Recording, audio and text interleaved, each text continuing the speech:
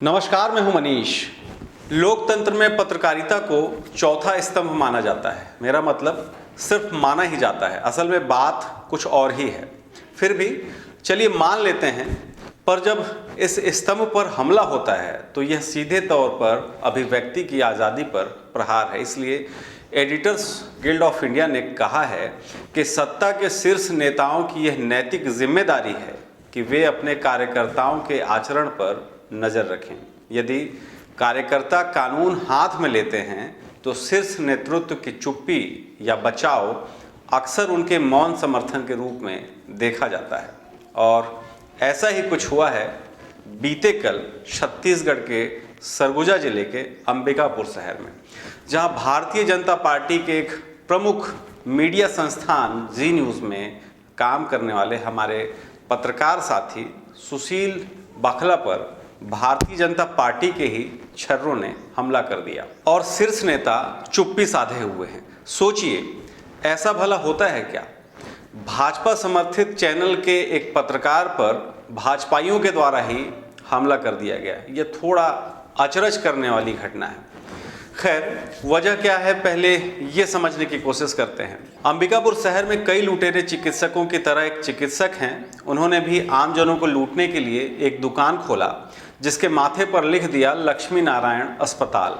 ये भवन अस्पताल होने के लिए पर्याप्त नियमों, कायदों, कानून के अनुरूप बिल्कुल भी नहीं है, पर दुकान खुल गया और लगातार दिन पर दिन बढ़ता गया। मोहल्ले में पार्षद से लेकर वार्डवासी लगातार विरोध करते रहे, पर चिकित्सक का कोई भी काम नहीं रुका, क्योंकि मोहल्ले के जो पार्षद और तमाम भाजपाई इस लुटेरे अस्पताल का खुलकर विरोध कर रहे थे। उनकी सरकार अंबिकापुर नगर निगम में भी है, राज्य में भी है और देश में भी, यानी ट्रिपल इंजन की सरकार है। और तब भी बेचारे जो भाजपाई हैं इस अस्पताल के अवैध गतिविधियों पर कोई लगाम नहीं लगा सके। इसलिए आप इन्हें ढेर सारा लानत भेज सकते हैं, पर बेसिकली ये भाजपाई हैं बहुत ही बेशर्म। इनके बड़े नेता दूर रहकर मूक दर्शक बनकर शांति से मजे ले रहे हैं और जो बेचारे छर्रे हैं छर्रों की तरह उछल कूद मचा रखे हैं। सोचिए, जिनकी सरकार है वो एक अवैध अस्पताल पर सालों से कोई कार्रवाई नहीं करा पाए। हाँ, कोई मुस्लिम बहुल क्षेत्र होता तो शायद इनके जो बड़े नेता हैं वो एक्टिव हो जाते। बहरहाल, इस अवैध लुटेरे अस्पताल के संचालक ने एक कदम और आगे बढ़कर अपने इस अवैध अस्पताल के लिए अवैध तरीके से बिजली के लिए वहीं पर ट्रांसफार्मर लगवा लिया और मोहल्ले में विरोध कर रहे, लगातार विरोध कर रहे भाजपा समर्थित लोगों का गुस्सा 7वें आसमान पर चढ़ गया। चिकित्सक भी कम नहीं था। अपनी अवैध गतिविधियों पर माफ़ी मांगने के बजाय, मोहल्ले में बातचीत करने के बजाय पैसे की गर्मी को महत्व दिया और अपने सभी नर्स और चिकित्सकों को साथ में रखकर, यानी साथ के साथ सामने रखकर विरोध कर रहे भीड़ के साथ भिड़ गया। बेचारी पत्नी भी भीड़ में हमलावर हो गई। पूरी इज्जत नीलाम हो रही थी। इसी बीच हमारे पत्रकार साथी सुशील बखला भीड़ में वीडियो बनाने एंट्री लिए और अंधे भाजपाई गुंडों को कुछ नज़र नहीं आया और पिल पड़े हमारे पत्रकार साथी पर। बुरी तरह आहत चोटिल पत्रकार साथी हर बार की तरह पुलिस के सामने गुहार लगाने पहुंचे और कोतवाली में 4 घंटे तक सिर्फ तमाशा चलता रहा। बाद में कुछ मोहल्ले के भाजपा समर्थित लोगों को समझ में आया कि इनकी जो लड़ाई है एक चिकित्सक से है और उसके अवैध दुकान में अवैध गतिविधियों के खिलाफ है। अब वह लड़ाई कहीं ना कहीं पत्रकारों के साथ हो गया, मतलब मामला जो है एक तरह से डाइवर्ट हो गया। इसलिए मारपीट करने वालों ने पत्रकारों से थाने में ही सार्वजनिक माफ़ी मांगी और कहा कि हमारी लड़ाई आपसे बिल्कुल भी नहीं है, हम एक नेक कार्य कर रहे हैं और एक लुटेरे चिकित्सक के आतंक से लोगों को राहत दिलाने की कोशिश कर रहे हैं, इसलिए लड़ाई चल रही थी। पर कुछ भी हो, फिलहाल तो बात पत्रकार से मारपीट की थी। चलिए मान भी लेते हैं कुछ समय के लिए कि कार्यकर्ता पत्रकार को भीड़ में नहीं पहचाने, इसलिए उन्होंने अटैक कर दिया। तो क्या एक चिकित्सक पर भी, उसके कार पर भी सीधे तौर पर हमला करना आपको शोभा देता है? उसके लिए बिकाऊ पुलिस और आपके ही शीर्ष भ्रष्ट नेताओं का सहारा आपने क्यों नहीं लिया?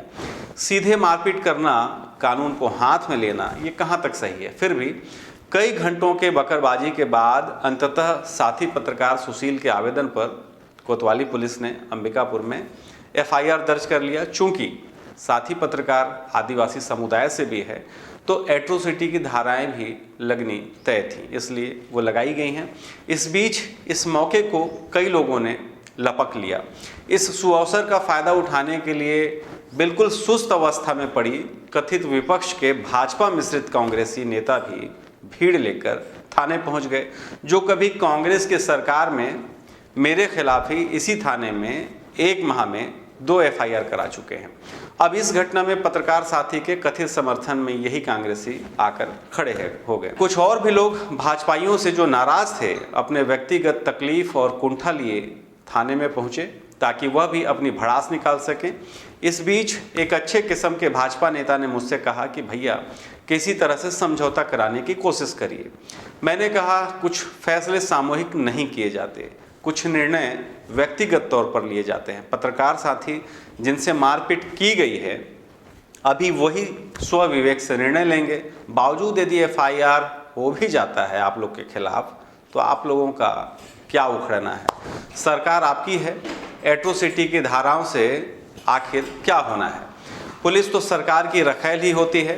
वो बोले कोई उदाहरण दीजिए, मैंने बिल्कुल भी नहीं सोचा, तपाक से उदाहरण दिया। मैंने कहा इस घटना को ही आप ले लीजिए। जब कांग्रेस की सरकार थी तो आप याद करिए तात्कालीन उप मुख्यमंत्री टीएस बाबा के एक कट्टर समर्थक रहे हैं गुरप्रीत सिद्धू, उनके खिलाफ इन्हीं थानों में दर्जनों मामले दर्ज हैं।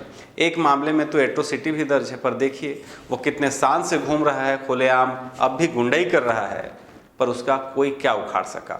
यहाँ की पुलिस भी कुछ नहीं कर सकी। अब देखिए आपकी सरकार है, यानी भाजपा की सरकार है, तो आप लोगों के ही खिलाफ वही कांग्रेसी गुंडा कांग्रेसी झुंड के साथ बाकायदे थाने में आ रहा है और हमारी ईमानदार पुलिस चुपचाप मूक दर्शक बनकर देख रही है। मजाल है कि कोई उसे गिरफ्तार कर सके, जबकि टीएस सिंहदेव अब विधायक भी नहीं है। इसका क्या मतलब निकलता है। तब उस अच्छे किस्म के भाजपा के मित्र को लगा कि ये बात तो बिल्कुल सही है, मामला शांत करने के लिए किसी भी तरह से फिलहाल एफआईआर होने देते हैं, बाद में देख लेंगे। इसलिए कुछ बातें जो इस घटना का कंक्लूजन है मुझे समझ में आया वो मैं आपसे शेयर कर रहा हूँ। मुझे लगता है कि भाजपा की सरकार निगम से लेकर छत्तीसगढ़ राज्य और पूरे देश में है, पर विडंबना देखिए एक लुटेरे अस्पताल और उस चिकित्सक की मनमानी पर कोई लगाम नहीं लगा सका। पिछले कई सालों से लड़ाई चल रही है। इसलिए ऐसी सरकार और जिला प्रशासन के साथ भाजपा के जो सेटिंगबाज बड़े नेता हैं वो डूब मरने लायक हैं, पर ये मरेंगे नहीं जब तक कि देश को पूरी तरह दीमक जैसे चट न कर जाए। इसलिए छर्रों को ये बात गंभीरता से समझना होगा कि थोड़ी सी जिंदगी है। इन पार्टियों की गंदी राजनीति और इन बड़े नेताओं के चक्कर में इस दलदल में फंस करके अपने आपस का संबंध खराब बिल्कुल भी ना करें। दूसरा कि ये कांग्रेसी जो मौका लपकने कोतवाली पहुंचे थे, इन्हें मैं बता दूं कि जब सत्ता तुम्हारी होती है तो यही हरकत तुम भी करते हो, क्योंकि सत्ता का चरित्र एक ही होता है, वो कभी नहीं बदलता। रही बात चिकित्सकों की, तो ये शहरवासियों को समझना होगा और हर शहरवासियों को समझना होगा कि कोई साधारण सा दुकान खोलकर अस्पताल चलाने वाला आदमी कुछ कम समय में ही कैसे बड़ी बड़ी इमारतें खड़ी कर लेता है और मरीजों को इलाज के नाम पर मूर्ख बनाता है। समय रहते इसका प्रतिरोध करना सीखिए, क्योंकि आपका जो जिला प्रशासन है, जो सरकार है, वो कुछ भी नहीं करेगा। सबके सब बिके हुए हैं, रिश्वत से हर काम आसान हो जाता है। सब नियम कानून गरीब और लाचार लोगों के लिए होता है, बड़े और रसूखदारों के लिए कोई भी नियम कानून नहीं होता, जिन्हें हम ही बड़ा बनाते हैं। इसलिए ऐसे चिकित्सकों का विरोध करना सीखिए, वरना अंबिकापुर में बदनाम अब तक एक ही जीवन ज्योति रही है, अब दर्जनों में उसकी संख्या होती जा रही है, जहां इलाज कराने से आपका घर ज़मीन सब बिक जाता है। गांव वालों के तो बकरी और गाय बैल तक बिक जाते हैं। तीसरी जो बड़ी बात है कि बिजली विभाग का जो अधिकारी बड़ा रिश्वत लेकर विवादित अस्पताल में अवैध तरीके से ट्रांसफार्मर लगवा सकता है, उस बिजली विभाग के बड़े अधिकारियों से ये जवाब आप लोगों को लेना चाहिए कि ये गरीब आदमी अपने घर में मीटर लगवाने के लिए, मीटर कनेक्शन लेने के लिए दफ्तर के कई चक्कर लगाता रहता है, तब भी कई बार कनेक्शन नहीं मिल पाता। इधर एक अवैध अस्पताल के लिए नगर निगम के बगैर एनओसी के ट्रांसफार्मर कैसे लगा दिया गया। हर जिम्मेदार नागरिक को इस पर आरटीआई लगाकर विभाग के बड़े अधिकारियों से सवाल करना चाहिए और पब्लिक को जागरूक करना चाहिए कि बिजली विभाग के जो अधिकारी हैं कैसे स्थानीय लोगों को लूट रहे हैं और आपस में लड़ा भी रहे हैं। रही बात पुलिस की, तो साहब वर्दी आज गुलामी की पहचान है। इस पर जो दाग है ना, अब वो इस दुनिया के रहते तक तो बेदाग नहीं हो सकती। फिलहाल इतना ही, शुक्रिया।